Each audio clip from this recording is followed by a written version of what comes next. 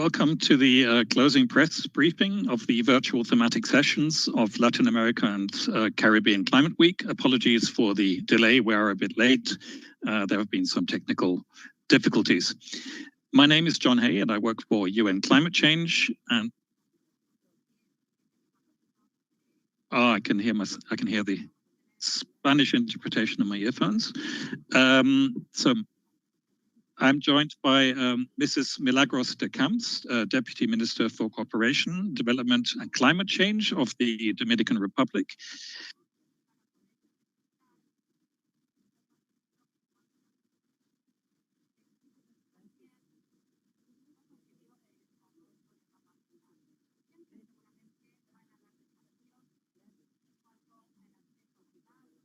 And then we'll have time for questions from the media. Questions can be sent into the chat function of the virtual platform for those media who have registered, or via email to press@unfccc.ind. And you can also use Twitter to reach us using the hashtag FCCC Press. You can also put questions in Spanish as we have simultaneous interpretation. So I'll give the floor to Mrs. Milagros de Camp.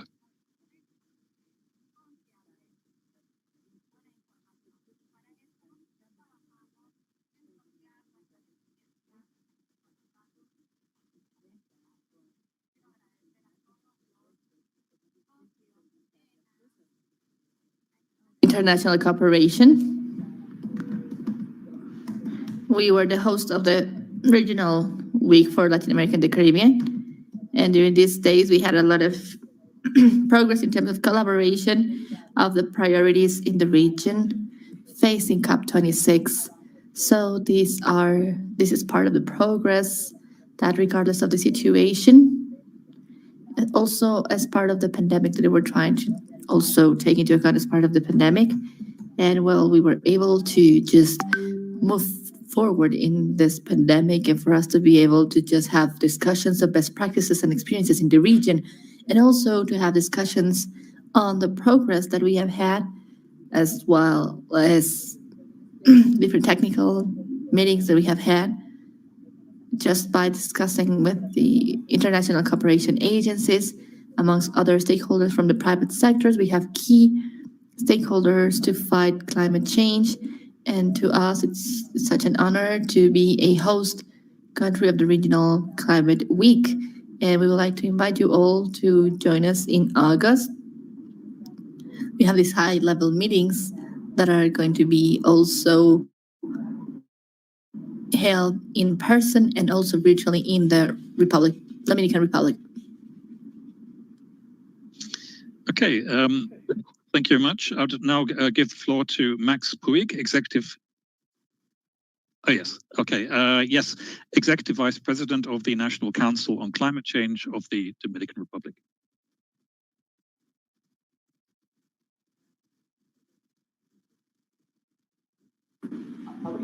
Good morning. It would have been impossible to be here without the leadership of the partner institutions of the Convention, the World Bank, the UN Development Program, the UN Environmental Program, ECLAC, IDB, and obviously the Ministry for the UNFCCC.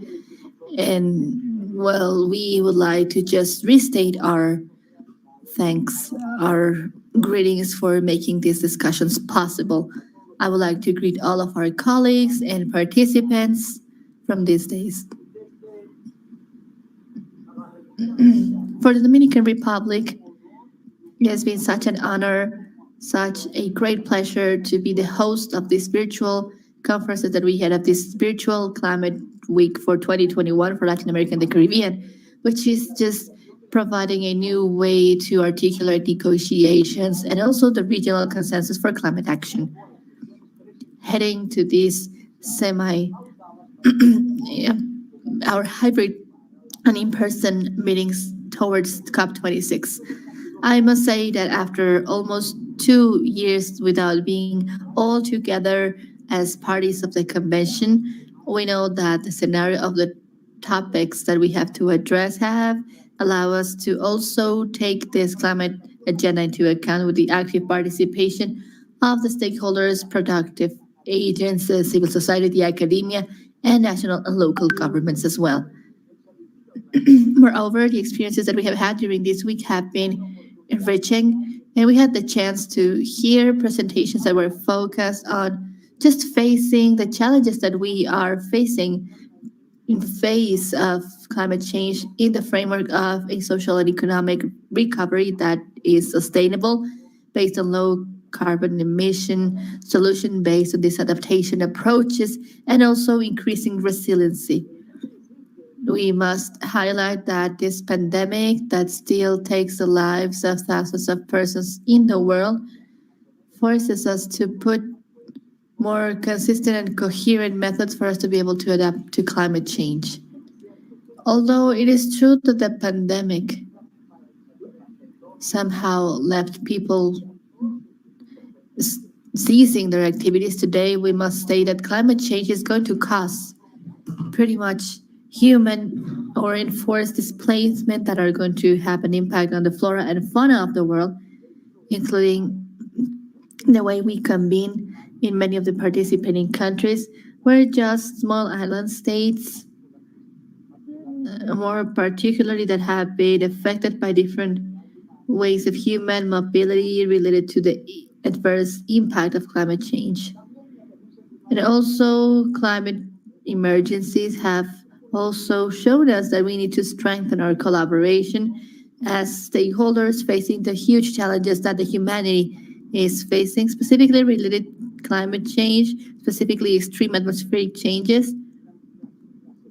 So the sessions have just shown us that we need to foster innovative solutions. If we are having sustainable development, low emission, and high resiliency scenarios, we're going to have resiliency based on the key sectors of the economy that need some sort of deep transformation and integration. This transition then we need to have towards sustainable and resilient cities and models are somehow mandatory and required for us to be able to just do all of this as part of the 21st century evolution. With this, we need some innovative implementation mechanisms and innovative models as well. So this topic and thematic sessions have shown us that although the region still remains committed to climate actions, I am positive that these actions are going to be reinforced in the framework convention that are starting today on the last day of this month, and also in the different sessions that we will be hosting in August. All of this so that we can use them as a starting point for these high-level meetings that we're going to be hosting in Santo Domingo. So I am positive that this regional climate week as a whole is going to help us as a region to have a very successful COP26. Thank you so much, everyone. Okay, thank you very much. And now I'll hand over to Owais Samad, who is the Deputy Executive Secretary of UN Climate Change. Thank you very much, John. And it's a great pleasure and an honor to participate in this event together with the Vice Minister, Milagros. Muchas gracias, Vice Minister, and Dr. Max Puig, who have just contributed your valuable remarks during this regional climate weeks in Latin America. At the outset, on behalf of the entire United Nations family of climate change organization, I'd like to thank the government of the Dominican Republic for hosting the regional climate weeks, especially in these very difficult and unprecedented times that we are all facing around the world. Let me share a few thoughts and observations going forward from this point onwards. We are about 6 months away to the climate change conference, the COP26, that will be held in Glasgow later this year.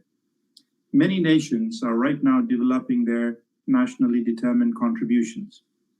And these are the plans under the Paris Agreement, which are necessary to reach the goals and targets of the Paris Agreement, to make sure that we remain on track to remain within 1.5 degrees, or preferably 1.5 degrees centigrades warming by the end of the century. Unfortunately, that target is still not within our achievable position. So we have a lot more work to be done. So therefore, the Latin American Climate Week gives us a sense of optimism for success at COP26, where major decisions will need to be made and will be made. And we are seeing a lot of momentum. And in this context, the momentum is coming from more than 5,000 participants who have joined the Regional Climate Week of Latin America this week. And there will probably be more. And this is in an interesting way. COVID has allowed us to remotely and virtually participate in these events in a much more collaborative fashion than what would have been otherwise possible when we had to travel around the world in different parts of the world. So there is a benefit. So in every crisis, there is always something. The humanity has always found ways of working towards solutions and making the situation more constructive and proactive. So we are seeing that. This has been a hugely complex, but at the same time successful Climate Week for Latin America. There have been 83 events and close to 100 hours of live presentations and discussions with around 300 speakers in collaboration with more than 30 global and regional organizations. This is extremely important, and this shows the power of collaboration, which is extremely important in addressing climate change, because no one of us, no matter what, how big or small the country is or an organization, we cannot address the threat of climate crisis. So we have to do it in a collaborative fashion. I want to above all thank and express my heartfelt gratitude to Government of Dominican Republic, as I have already done, and to our core partners, the World Bank, UNDP, and UNEP. The attendance numbers, the participation, as I already mentioned, are also a source of optimism. And I get optimistic when I hear the Regional Climate Week for Latin America was the venue to launch the Agile here in the Caribbean, giving youth the opportunity to learn how to lead action towards a low emission future. While there is cause for optimism, as I already said, there is a lot more work to be done. And there is these discussions during the climate weeks. We have heard World Bank examine national actions and economy-wide approaches, seeking synergies and shaping national planning for sustainable green recovery. UNDP, on the other hand, led sessions on integrated approaches for climate resilient development, looking at both climate risk and climate solutions that are reshaping different sectors. And the Environment Program, UNEP, our sister agency, led discussions on seizing transformation opportunities that explore a reimagined future and behaviors, technologies, and financing that takes us there. Today, the UK COP26 presidency is leading COP26 catalyst sessions to advance discussions on UK's 4 goals for COP26. And those are mitigation, adaptation, mobilizing finance, and collaboration. The last goal has been a recurring theme here at the Regional Climate Week over the last 4 days. Collaboration. I repeat that word, collaboration. That is really what we saw here in the 9 affiliated events and 20 side events led by our partners and collaborators. Collaboration is a catalyst for bold ambition when it comes to strengthening the NDCs, reducing vulnerabilities, and financing the future where global temperatures do not rise above 1.5 degrees centigrade. Let's carry this spirit of collaboration forward in the upcoming subsidiary body sessions that are going to start in about a week's time, also virtual. The Asia Pacific and African Climate Week. So the Latin American Climate Week is far ahead and sets the momentum and the stage for the future regional climate weeks in other parts of the world. And those will happen in July. And all of that leading towards outcomes of COP26 in Glasgow in November. I strongly believe, we all in the UN Climate Change Secretariat, that we can turn these regional momentum into global opportunity for success. So with that, I would like to really sincerely thank all of you, especially the Vice Minister and Dr. Pugh, for your valuable engagement and contribution to the success of the Regional Climate Weeks. And we hope we remain in touch and we get together soon during COP26 in Glasgow. And until then, please take care, stay safe, and I wish you all good health. Muchas gracias. Okay, thank you very much, Ovais. So there have been a couple of questions sent via the chat function. And one of them is, in Latin America, we hear about superstorms that cause significant damage.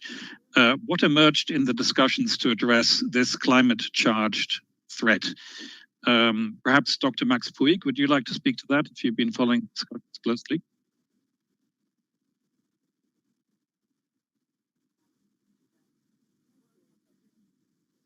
Absolutely.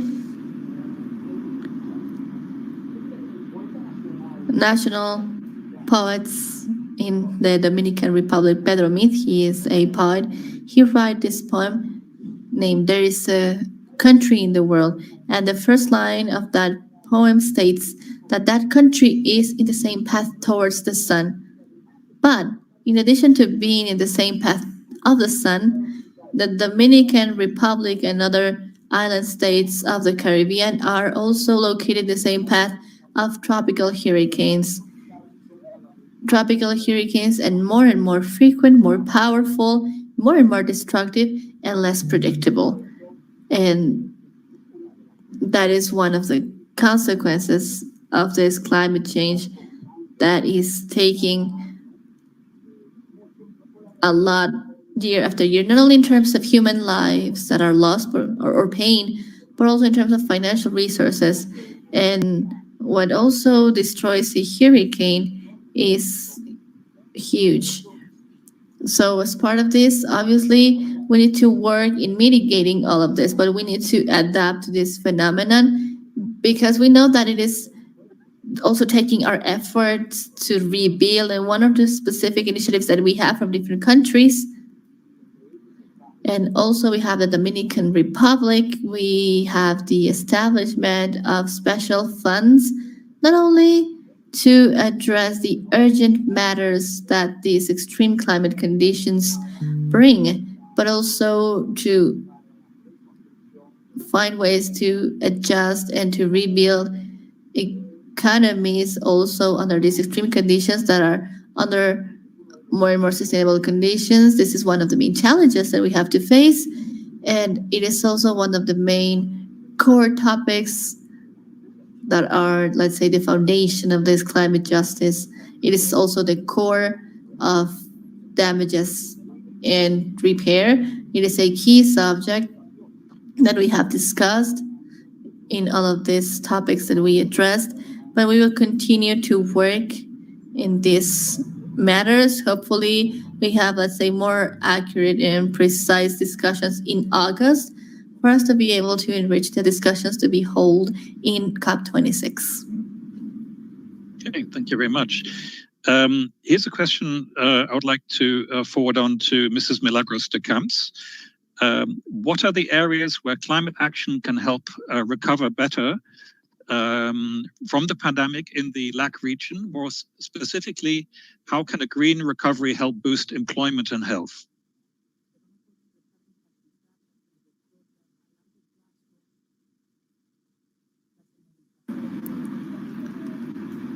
We have had different discussions in this Climate Week discussions. The regional position was the consensus and the agreement that we have reached, and we have stated that it is, well, we are longing for a more inclusive and equal discussion on having inclusive jobs, green jobs, and for us to have a recovery so that we don't have to go back to what we already know and what we have done in the past.